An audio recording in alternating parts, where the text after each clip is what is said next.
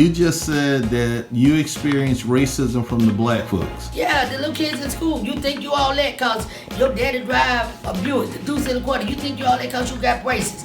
I was afforded an opportunity to go to Mexico at 14 for a week. I speak Spanish pretty fluently, and it was like, damn, I can't win for losing. Right, I got the white racism, then I got this going on, then my self-esteem was shattered. I'm trying to get straight, had to be like y'all, so y'all like me, but damn, my own people don't like me because they think I got more than they got. I got 2 parents in the home, which was rare. Right, okay. That was a rare commodity.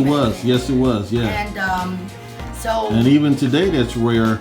But this was in the 60s. You got 2 parents in the home. No, 70s when I had 2 parents home. Okay, in the 70s. My father bought us a brand new house. They were called turnkey house. We moved in a brand new house. Okay. And my mother worked, and it was a good life. But life showed up for them. I can't tell their story. Sure.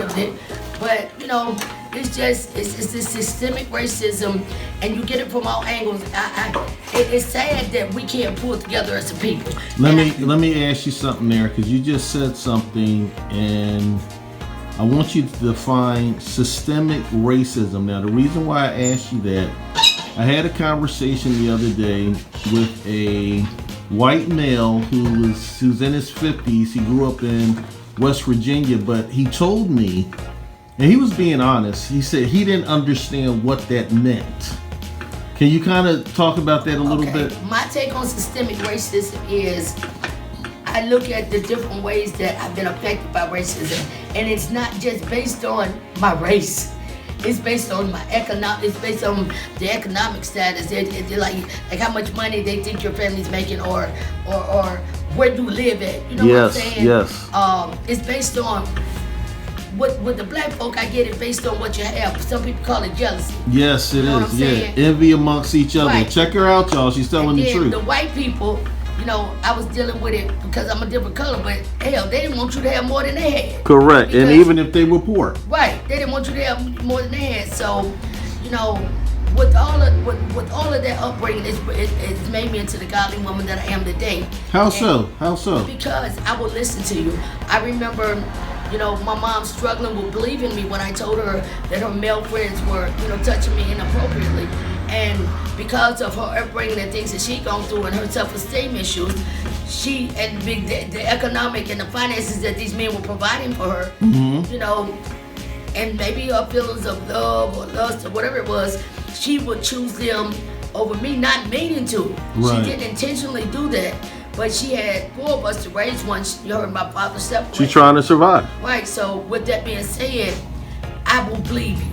There is nothing that you want to, and then see, God gives me the spirit of discernment anyway. I know if you're lying, because, with the education comes street smart. Wow. I feel like that makes me one of the most dangerous women in the world. Yes, you are. I don't have to have a weapon. There you go. I don't have to have a weapon. Right. You know what I'm saying? And I read people well, and I've got a great memory. Mm-hmm. But the most important thing is the precepts that I try to live by is the godly precepts.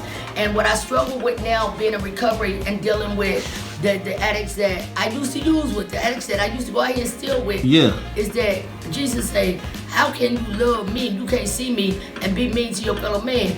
And I often forget that I'm not fighting against that flesh. Right. I'm fighting against the demons that's within that flesh. Yes. And then sometimes when the demons come in me and I want to fight those demons, I have to put God on the church view, but forgiveness. Okay. So, and then I can laugh. Okay. If you can't laugh at yourself, I can laugh at myself. Right. I don't need nobody tell my story. And I live by this right here. What another man eat don't make me shit. Okay. Heaven or hell to put me in. I put hairs on my head before I was even formed in my mother's womb. So he know what I'm gonna say out my mouth before I say it. And he made me to be a comedian. If you can't laugh at yourself, you're doomed. True. Laughter, True. Laughter is one of the best medicines there is.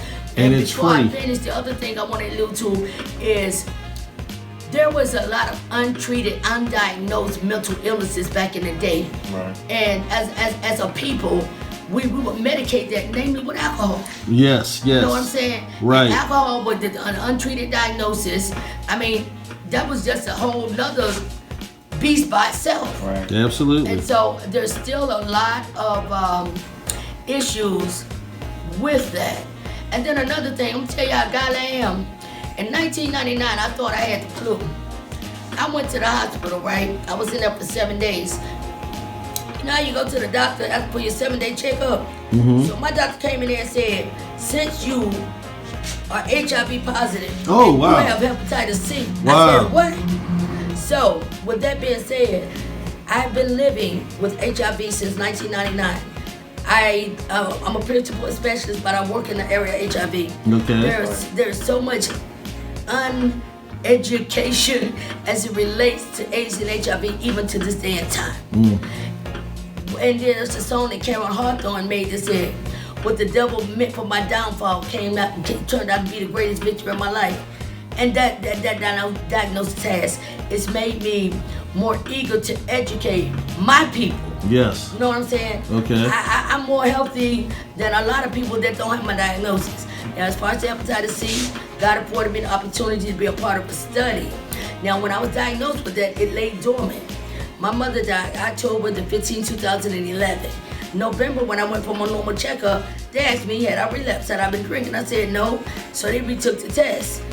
I found out the stress and the trauma of losing my mother had made it come out of dormancy, and they gave me 6 months to live. Oh, wow. So in February of 2012, they started me on some chemo treatments and some aggressive treatments. They said you got to do it for 12 months. There's a such thing as living. There's a such thing as existing. You know, I had a good job. Yes. And I had to be carried from upstairs to downstairs. I had to have someone with me 24 hours. Wow. My son's girlfriends at the time, one in particular, she is my heart, she is my baby. Her name is LaTanya Williams, and my stepdaughter, Shabria Kelly.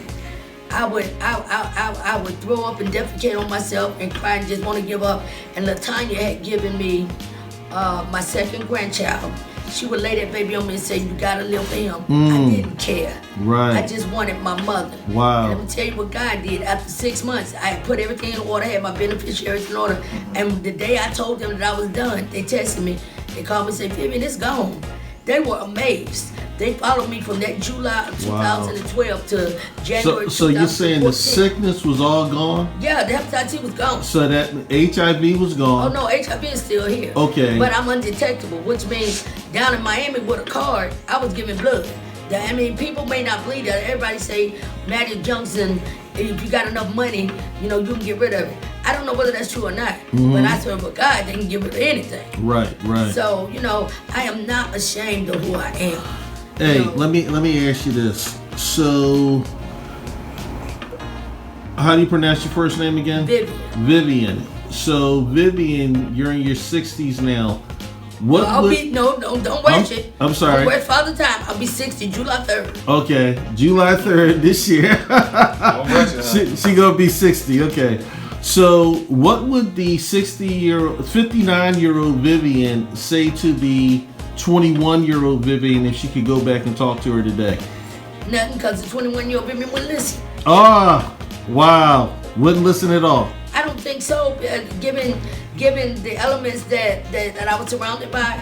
You know what I'm saying? I used what I had to survive up until this point. God gives you just what you need. They say he may not come when you want him, but he's always right on time.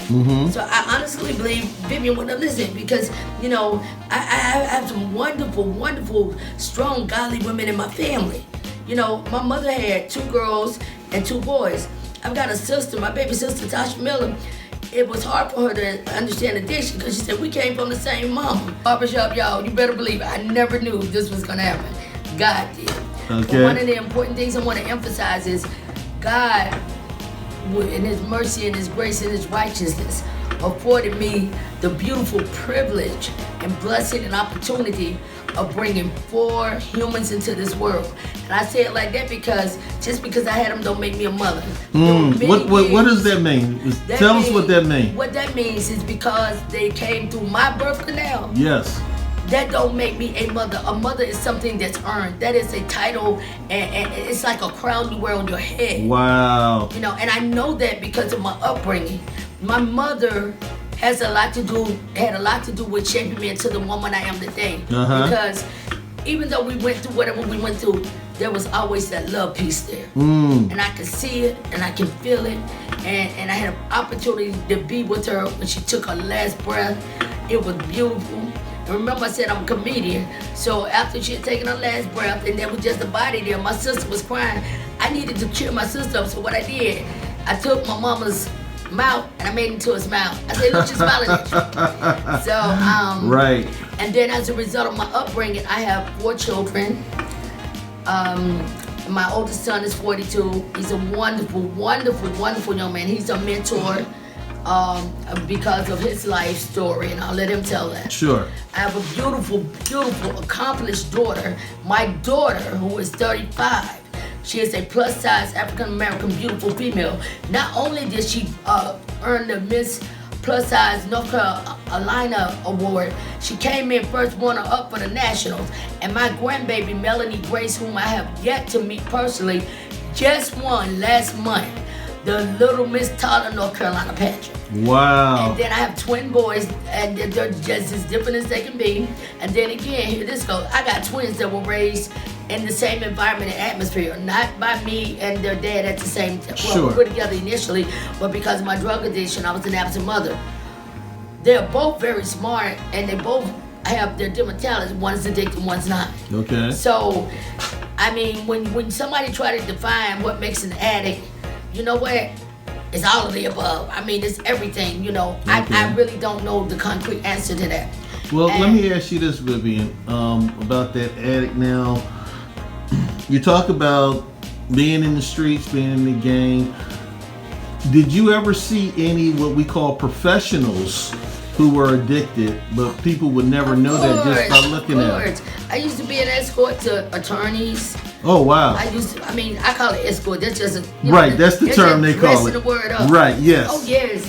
I had one that was a vice president of a sports marketing company, and they were Wow. Caucasian. Yes. Okay, You know they what were I'm white. saying? Okay. They were Caucasian. Okay. They like dark meat. What But they about, just like his- dark meat on the table? What about Hispanic or Asian? You ever run into any of those?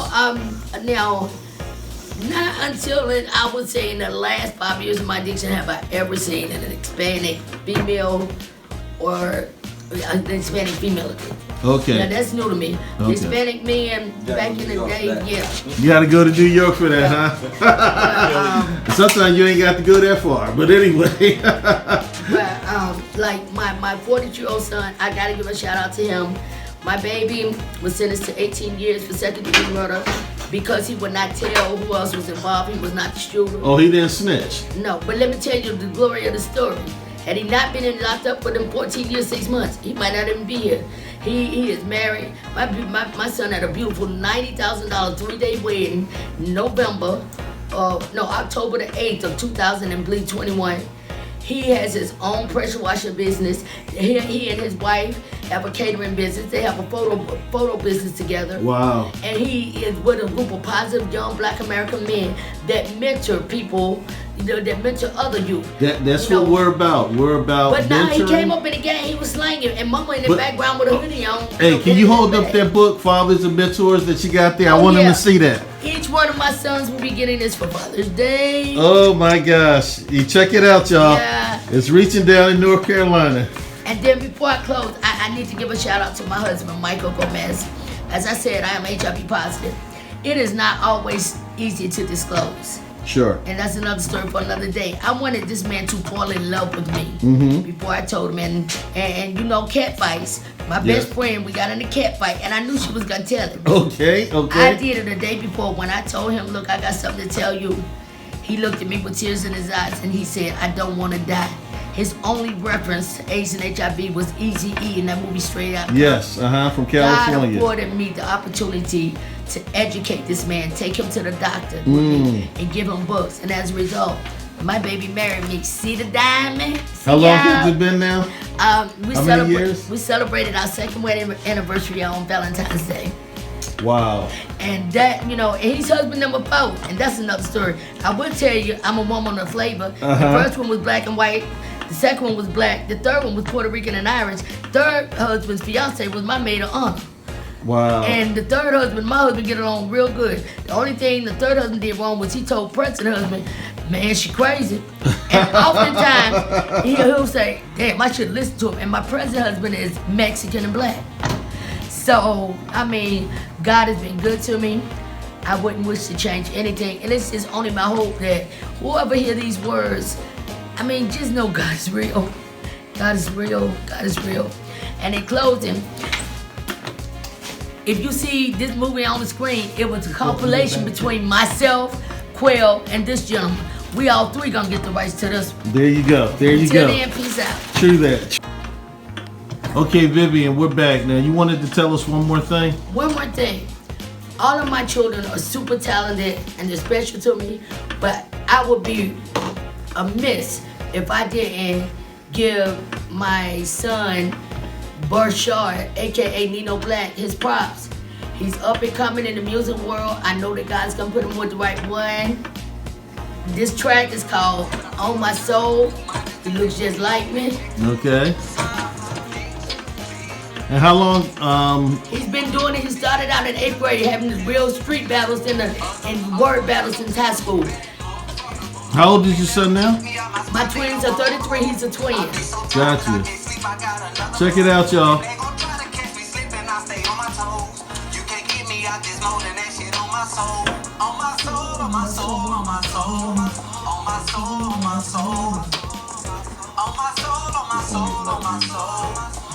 That's a proud mother, y'all. Hey, he won't let me dance for him though, y'all. That's okay. Come on. That's okay. Okay. Let your mama in that video. Yeah, man. I know all the words to his song. He got my name tattooed over his heart. And man, he shout my name out. And then I was so bad in my audition at one point, he made this song called Mama Mama. And on that song, he do all of his artistic work for his covers. The tombstone on there, he said, Mama, this is the tombstone I designed for you because I thought you was gonna die there in your addiction. Wow. So, I mean, and my daughter, as a result of my addiction, I love that young lady so much. I didn't feel like I was worthy of having a daughter. So, the woman that raised her was her father's mother, Patricia Higgins. That woman raised her and told her, your mama was sick and she loved you so much. She wanted me to take care of you. And she raised Shamel to know all of her brothers and sisters and all of her family. And I've got a son, when we touch on that mental illness piece, I've got a son, my other twin, and I pray he's okay with this. This child, I had a townhome built in a community. A year later, this 21-year-old had the same townhouse built. He had a BMW 525. Plus, he was showing cars. He was out with some friends, and they were smoking something. He smoked some embalming fluid. My baby ain't never been right since. Oh, wow. It brought her, he's paranoid schizophrenic, but because of the appropriate and the correct diagnoses and medication. Yes. Yo, my baby driving an 18-wheeler, getting ready to get married, and gave me a grandson, making like $70,000 a year. Excellent. So what the devil meant for his downfall, what the devil meant for all my children's downfall, is turning out to be the greatest victory of their lives. Because when there's a song, Jesus put a fence all around me every day. Yes. Protection, all of that. When Yes. I pray for them. And this is the beginning of breaking that generational curse. It's each one teach one. It's saying God used me to put me up for this particular generation, for this part of my family. Right. And with this positivity, they can pass that down to my grandchildren. Absolutely. And Absolutely. like I said, I really appreciate this opportunity to shout out my children. Absolutely. So hello, Bashard, Leonard, Shamel, and Wayne. I got 10 grandchildren, so I ain't finna sit up here and mess up them names. And, I pray that this helps and touches people that might view it or hear it. And I thank you for this opportunity. And I thank my barber, greatest barber in the world, y'all. Come on, get some okay. business. Shout out to Wilmington. Yo, you see, look, I came here looking like a scrub. I'm going out looking like a prince. Hey, See you later. guys, this is what we do. This is why we call it the Barbershop Chronicles. Those stories that are missing, that people don't talk about anymore. We're going to talk to my man Quell here. Look, my man been in the game. My man got education like Angie Jones. Angie Stone sings in her song called Brother. And he got some stuff to tell you because, hey, he's been doing this for a minute. He even talked about one of his mentors who's a little young guy who was over 90 years old. So we're going to get back with him, y'all. Thanks.